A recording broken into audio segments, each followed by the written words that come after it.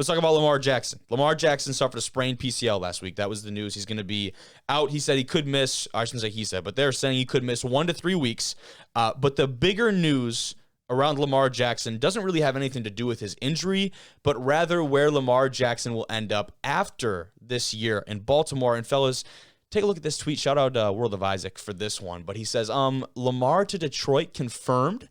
And our internet sleuths all over Twitter here are going to LJ Era 8's Twitter. And here under the likes is the final score from the Lions game. And you're like, okay, that's not like enough evidence to say that Lamar is coming to Detroit, right? Can we agree on that? Like, he just liked the final score tweet. That's not really anything substantial. But then you look at, there are other examples, and supposedly fans caught Lamar Jackson riding scooters in downtown Detroit. And I'm not going to pull up the video here, but that was the word, is that Lamar Jackson was in downtown Detroit riding around scooters. He likes these pictures. And I will say the only thing that substantiates a lot of these claims is that Lamar actually said before the season, Detroit was one of the teams he'd be willing to go to in a trade or after his contract with a franchise tag was up, etc.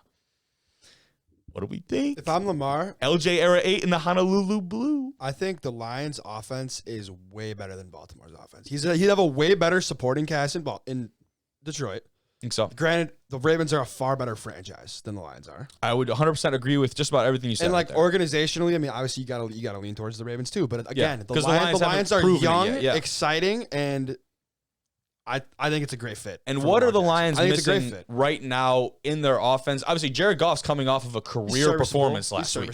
Serviceable is a great word, but this last performance, if you look at his stat line, like even Ty, you have to acknowledge. 31 for 41, 340, 2 touchdowns. He was slinging that thing. Yeah. Say it again. This is the Jaguars. 31 for 41. Okay. So it's a 75 completion percentage. All right. 340 and 2 touchdowns. So that's like 10 You realize yards. he played in the highest scoring Monday Night Football game of all time. Yeah.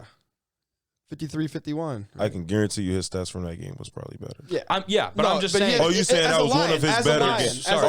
I'm like, bro, like, hold on. I think Shirley threw for like 450 that game or something like that. You're right, but I'm just saying that we thought we were getting a different Jared Goff. We didn't know we were getting that Jared Goff, and we really haven't. But I'm saying to really build off that point, what is this Lions offense missing right now? Because with Ben Johnson at the helm as the OC, he has really opened up a lot of possibilities. I mean, we saw Amon-Ra had 11 or 12 catches this last week, and there was just absolutely absurd performance. DJ Chark had a career day, for the Lions at least, in his young career at the Lions against his former team, revenge season for him.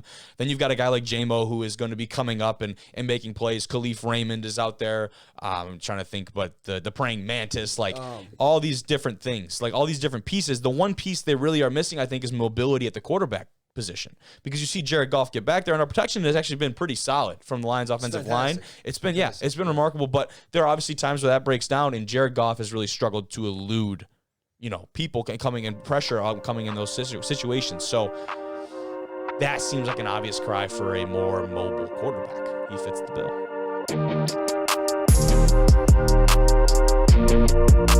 bill.